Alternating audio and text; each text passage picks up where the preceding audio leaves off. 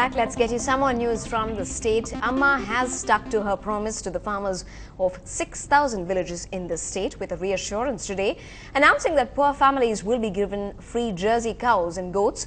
The Chief Minister had said that she now hopes to facilitate a sort of a white revolution in Tamil Nadu. In the scheme, 60,000 free cows to 6,000 villages will be given off, and 4 free goats each to 7 lakh families living below the poverty line will be launched on the 15th of September. Beneficiaries for the scheme will be selected by the village panchayats, and 30% of the beneficiaries will be those from the Dalit community. In an interesting catch at the Central Railway Station today, 4 smuggled tortoises were found packed in a bag. The seizure was made by the Bomb Detection and Disposal Squad on the Delhi-Tamil Nadu Express. The reptiles have been handed over to the Zoological and Forest Department officials. Now, the city's sweltering heat and power cuts are twin problems we all complain about, and inverters have turned out to be quite a boon in many ways. And now, these devices are being positioned as a tool to discourage burglary. Dipti Kumar brings you the details. It's every Chennaiite's worry. How safe will it be to lock one's home and go away for a few days? One thing is because in summer season, you find plenty of houses being locked. You have people traveling around probably to the native place, to the friend's place, taking a holiday out. So you find more number of locked houses, and so the more number of targets for the criminals to operate. So that is one reason why burglaries are on the rise during the summer season. Now we have a dual solution to burglaries and power cuts, a UPS that can be programmed to leave a few lights burning. The most important, which we feel is one of the unique feature, is what we call as a holiday mode or a theft protection system. See, when you leave for holiday for 5 days, 6 days, you can set the inverter to switch on at the particular time during night, whatever time you want to choose. So this gives an impression that somebody is occupying the house. So you can put the inverter set for 2 hours, 3 hours, up to 6 hours. The inverter can run every day for 10 days, 20 days, whatever time you want to, you can set and go. So it will always show that this house is occupied. So this will, I think, deter the thefts taking place. So the next time you go out of town, you don't have to ask your neighbor to manually switch on the lights for a few hours. And let's hope the new feature in the UPS keeps the burglar away. In Chennai with Dipti Kumar, Evelyn Matthew for NDTV Hindu. Let's bring you some national news now. The Congress-sponsored Mahapanchayat of farmers in Aligarh expectedly turned into a stage for Rahul Gandhi's war cry for the assembly polls next year in Uttar Pradesh. Accusing the Mayawati government of failing the farmers, Rahul Gandhi said that the land of the state's farmers was being taken away at very cheap rates. He also said that the land acquisition bill is outdated and needs to be changed. He promised that the centre will bring a just land acquisition bill soon enough. अभी हमारे किसान भाइयों ने कानून की बात उठाई और कहा कि ये बहुत पुराना कानून है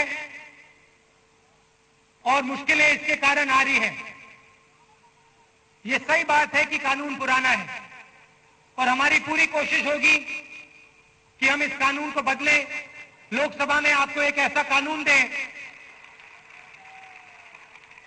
लोकसभा में ऐसा कानून दें जिससे आप सबको फायदा हो, किसानों को फायदा हो, मजदूरों को फायदा हो।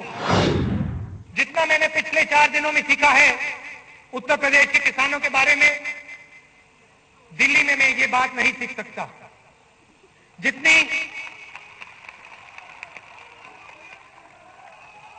जितना ज्ञान, जितनी समझ हमारे उत्तर प्रदेश के आम किसान में, आम मजदूर में है, वो शायद बड़े-बड़े अफसरों को ऐसी समझ ना हो।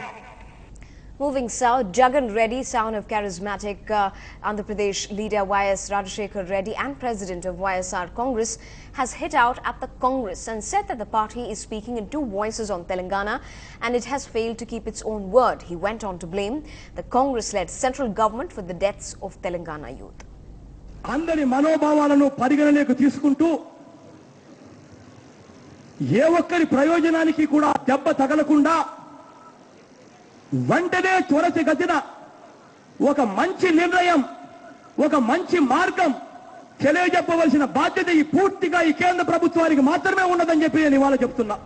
Moving on, NDTV's Support My School campaign is now going global. Recently, the Singapore Water Week offered a new learning experience for this particular campaign. NDTV's Anjali Istwal has more.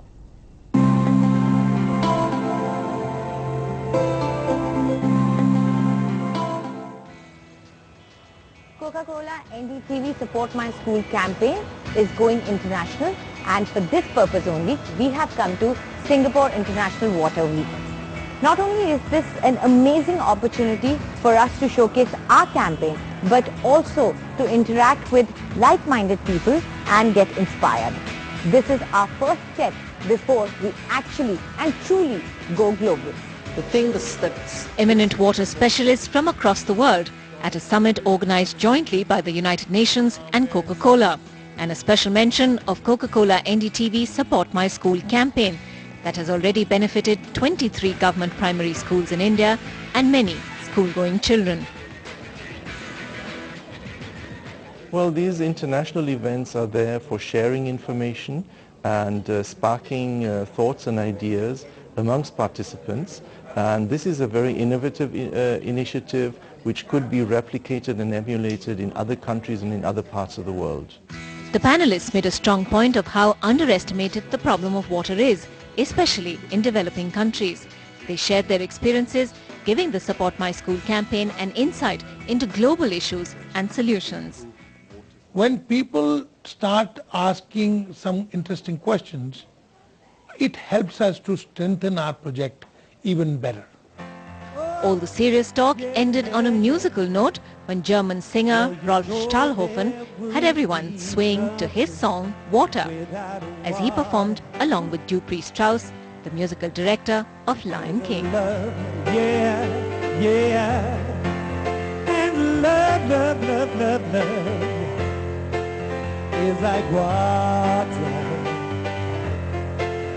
and I know no one would be talking to each other.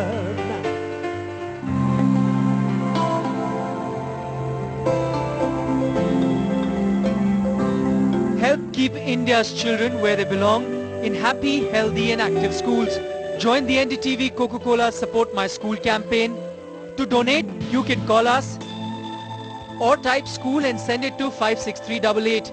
You can also log on to our website ndtv.com/supportmyschool or send us a check or a demand draft. Well, staying with international updates, the people of South Sudan have finally got their own country after half a century of civil wars and oppression that has left more than 2 million people dead. Military parades and celebrations on the streets of South Sudan are marking the historic occasion. South Sudan will be one of the most underdeveloped countries of the world, but fears of conflict with mostly Arab North also loom large meanwhile. A major undercurrent is the fight for the oil that lies near the south-north border, oil that South Sudan gains and Khartoum loses. Now, as the Murdochs announced the shutdown of the News of the World, sacked employees of the organization have been busy in the virtual world, tweeting away with shock and anguish. Here's a report. As the newspaper, the News of the World's phone hacking scandal shocked the world, the Murdochs have conveniently shut the publication, leaving the entire staff in the lurch. This has created a Twitter outrage. Just lost my job on the News of the World. Absolutely devastated that a talented group of people are suffering right now, tweeted Tina Campanella. Another senior staff, Rachel Richardson, wrote, feeling pretty numb right now but wanted to say long live the best mag team in Fleet Street. Outsiders also rude. My mate with 4 kids, not a hacker, honest journalist, now lost his job. Shame on the bosses at News of the World. A sentiment echoed by the political editor David Wooding. Horrified by what happened, ashamed of those who did it, but proud of those who work for News of the World now. There has been immense sympathy at other fellow publications. Now I'm crying, sobbing, cannot believe what I just read in my inbox. It is so sad, tweeted the Times religion correspondent Ruth Gledhill.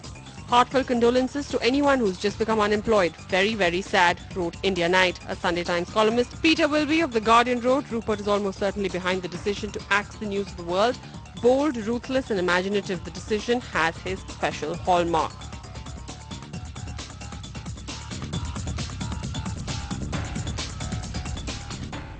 Well, that is the harsh reality. When we come back, go fancy when it comes to building your home sweet home. Add that underwater gym to your list. Catch that when we come back.